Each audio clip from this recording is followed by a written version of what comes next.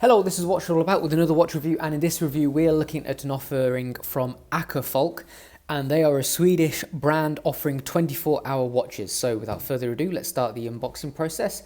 So we have this nice outer sleeve, then we have a leather travel case, which as you can see is very nicely done. We have Akerfalk logo embossed on the front.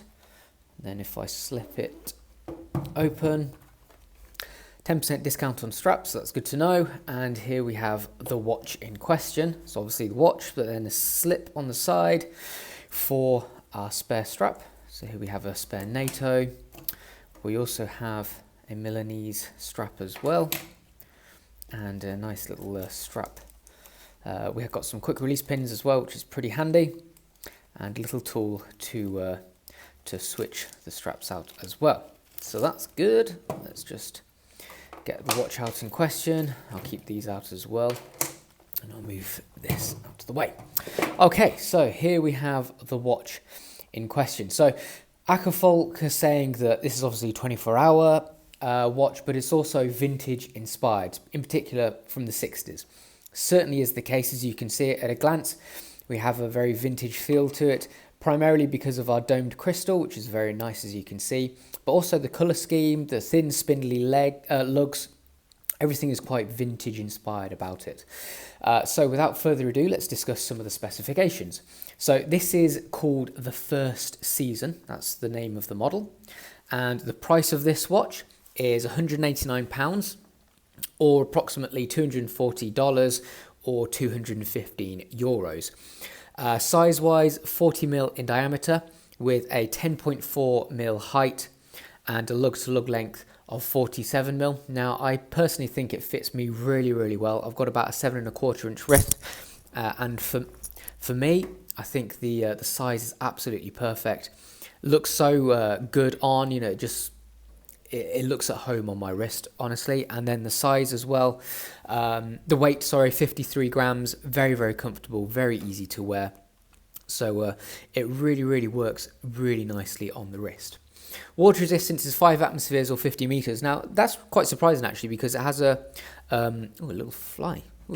It has a screw-in crown, which is you know, actually I wasn't expecting it to have a screw-in crown, especially when you look at it. You know, it looks quite small and dainty. So, you know, it's interesting that it's only 50 meters water resistance, but there you go. So I wouldn't go swimming with it. 20mm lug width, so I think it looks perfectly reasonable inside when you compare the size of the strap to the case. And a 2-year warranty, which is good. And then finally, the movement is a quartz movement. It's a Ronda 515.24H. So that's obviously their 24-hour version of their standard 515 quartz movement, which is, you know, their pretty standard quartz movement. However, you know, it is Swiss made. It is made to a decent standard, very sturdy, very reassuringly put together, as you would expect. You know, it's a quartz movement, so not a lot is going to go wrong with it, to be honest. Specs are the important specs, really. It's got 1 joule and it has a 45 months battery life. So in reality, the hour hand is just literally connected to the 24-hour hand. So the hour hand rotates around the dial once a day rather than twice a day. So this brings us to obviously an interesting point about 24-hour watches. You do need to sort of retrain your brain almost to read it, because obviously at a glance that would look like, oh, it's 11:45. That's a bad example, because in this instance actually it is 11:45 on the watch. Let's change the time. So I've got a very nice little crown, which we'll have a look at in closer detail in a bit. So here we go. So if I keep on spinning it and spinning it and spinning it, so for instance, this would be 4 o'clock, whereas in reality, if you glanced, it would be, you know, you'd think, oh, okay, it's 2 o'clock. If we keep on going, you know, you'd think, oh yeah, this is about 4 o'clock, but in reality, it's actually 8 o'clock, etc. So you do have to retrain your brain to be able to tell the time at a glance. However, you know, if you really like the idea of it, you know, it will be easy to get the hang of. I've certainly not found it an issue. You just have to look at it a little tiny bit longer. And when a watch looks as nice as this, that's not really an issue, is it? So, I mean, pluses and minuses to 24-hour dials. Obviously, the minus is, yes, you do have to retrain your brain. The plus is, the fact that some people only deal with 24-hour times. Scientists, people in the armed forces, they obviously work to a 24-hour clock as well. Other people like that. So in this instance, it would probably actually be a really good option for them, because it allows them to really quickly and easily find out what the 24-hour time is. Okay, so let's discuss the watch in closer detail, and starting off with the dial. As you can see, very, very nice, crisp, clean, simple design. I really, really like the champagne coloured backdrop. That obviously has that vintage kind of theme pull through. But one of the key things for me are the hands, and something so simple but looks so great is the fact that the minute hand is gold and the hour hand is in like a silvery steel. And just for me, that works so well. It ties everything together so nicely. Obviously the gold offsets the champagne-y kind of creamy colour of the dial, and the steel hour hand ties through with the case, the steel case as well. So it just looks really good, and that's the one thing that really, really caught my eye. As soon as I opened up the watch, I was like, oh, it's not something I see very often at all. In fact, I can't think of another watch that does it. But again, it's so simple but so effective, and it looks so great. We have a very slight dome as well around the outside, as you can see. And again, that works really nicely with the vintage theme. And if you look at the side here, sort of have the very long, elegant, outstretched hand working nicely to the edge of the dial as well. Print work is all really nice, crisp and fine. I do like the workings of this track and the integrated hour indicator as well. Just really simple design, but really effective. It looks lovely, and loads of people say it looks really classy, and I agree. So moving on to the case. So the dial, as you can, crystal, as you can see, is highly domed. However, it does have very nice clarity. You do get a bit of distortion at tight angles, but that's not necessarily an issue for me. It is K1 hardened crystal, mineral. K1 hardened mineral. So it's not sapphire crystal, it is hardened mineral. Now, some people, that would be a bit of a turn-off. For me, not so much. It's the manufacturers like to use K1 hardened crystal because they believe it's sort of like a nice middle ground.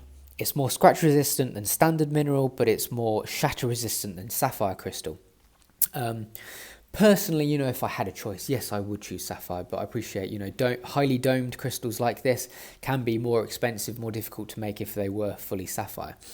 So in this instance, I really do think a K1 hardened mineral crystal is a perfectly reasonable choice, especially for a watch under £200.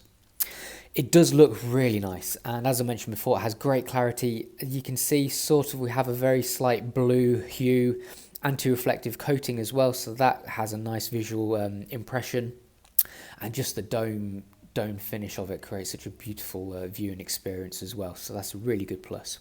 Moving on to the case, so I really like the fact that it's not just a standard slab barrel, very curvaceous, again, that vintage theme coming through, as I mentioned before, nice slender spindly lugs, fully polished as well, so just be careful you don't knock it or get any scratches on it or anything like that. But as you can see, very nice shape.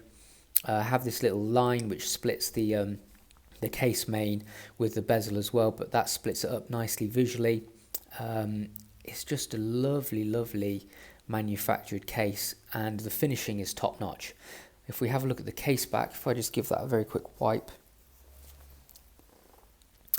just obviously be careful that you don't scratch it too much, but this is a nice, simple, effective design, sort of like a porthole with a line in between, and then this sort of forest silhouette with Akerfalk engraved. And then all these details are very finely engraved as well, quite lightly engraved, but they're done to a really nice, fine level of quality. Moving on to the crown. I really love the crown. I think it works so well. It's almost like an upside down cupcake holder, if you know what I mean. You know, if I hold it like that, you can sort of imagine a cupcake being held in there. But as I mentioned before, you know, you look at that, you expect it just to be push-pull, but it's actually screw-in. Great manufacturing and finishing on the grip as well, so it's really nice and easy to use. And then you can just pull it out, as you can see there. So they've done a really stunning job on the crown, as you can see. Okay, so moving on to the strap. So obviously we have these three different options. Now, I will admit I wasn't initially expecting too much from the strap, but it is lovely quality, very nice and thick, as you can see. Very soft top grain as well. You know, I was sort of expecting any old plain old leather strap, nothing exciting, but it is very nice, thick, quality leather, so that's a good plus.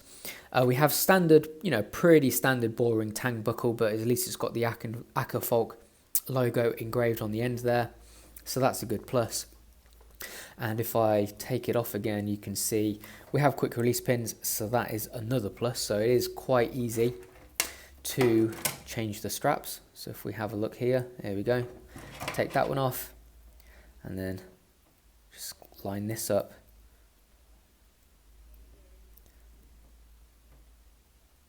And there we have it. So we've got the bottom of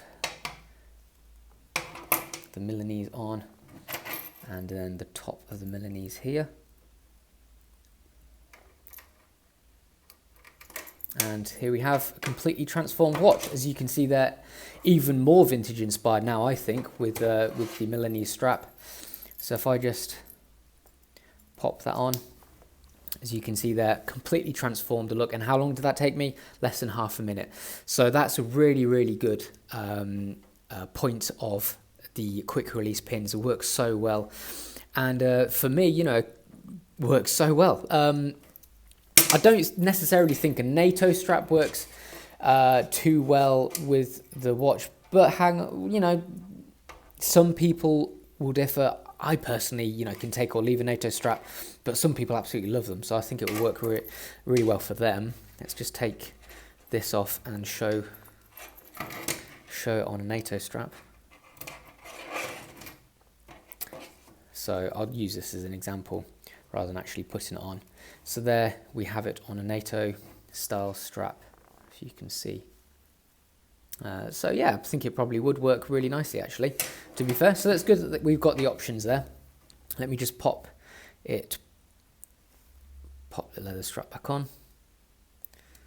Ooh, get the alignment nicely. There we go. And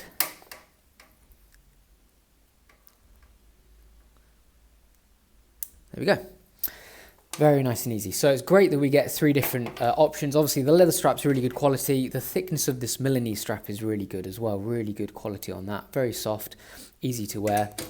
And as you can see, the buckle of the Milanese strap has the Akerfalk logo lightly engraved as well. And then the quality of the NATO is, you know, pretty standard, to be honest. Nothing too out of this world. And then it has the same polished tang buckle as the leather strap. Okay, let's pop the macro lens on then and have a look at it in closer detail. Starting off with the dial. So here we have our print work, and you can see our lovely, very slightly textured base with that beautiful like champagne-y colour. All of our print work is super duper fine and crisp. If we move down here, First Season Sweden, and the rest of our detailing, as you can see there, excellent print quality. Moving on to the hands, so here's our gold minute hand, as you can see there, nicely polished, catches the light well. And our hour hand, again, very, very neatly done. No issues there whatsoever in terms of build quality. Moving on to our case then. Here's our fully polished case. So it's going to be difficult getting any decent shots because it's so reflective. I'll just give the lug a little bit of a wipe. You can see they're nice and shapely. Then if we flip it over to our crown, we can have a look at our crown. So there's our upside down cupcake. And you can see the angles there working so nicely with this grip. Such an excellent grip. Very neatly machined and made as well. Moving on to our case back. There's our detailing. You can see we've picked up a few little minor scratches. Completely expected with a fully polished case. And here's some of our details, as you can see, lightly engraved, but engraved nonetheless, and done really fine and delicately as well. Okay, finally moving on to the strap then. Here's one of our quick release pins, and the top grain of the leather, as you can see there, nice and soft, good quality, decent stitching as well. Then on the underside we have the logo embossed. And then finally moving on to the logo, you can see there, laser etched rather than engraved. And nothing else too exciting about the buckle. So moving on to the Milanese strap, here we go. You can see decent tight weave there. If we move on to the side, nice and thick as well, not your average rubbishy cheapo one. And there's our quick release pin, which is great to see. And if we go on the other side, we can see we have Akerfalk. Now that is engraved rather than laser etched, which is good to see. And finally our Nato strap. So here's our weave, pretty standard, nice tight weave though. And again, there's the same tang buckle. Interestingly, this is engraved rather than laser etched, which is intriguing. Obviously they come from two different suppliers probably, so it's a shame that the buckle on the leather strap isn't engraved but rather laser etched. Anyway, so I personally think design wise it is absolutely beautiful.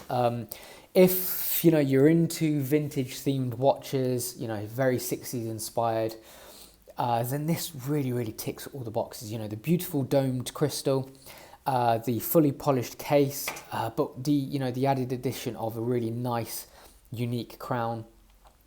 Just really well designed, excellently manufactured as well. So it ticks all the right boxes. You obviously have the added interesting factor of the 24-hour time as well.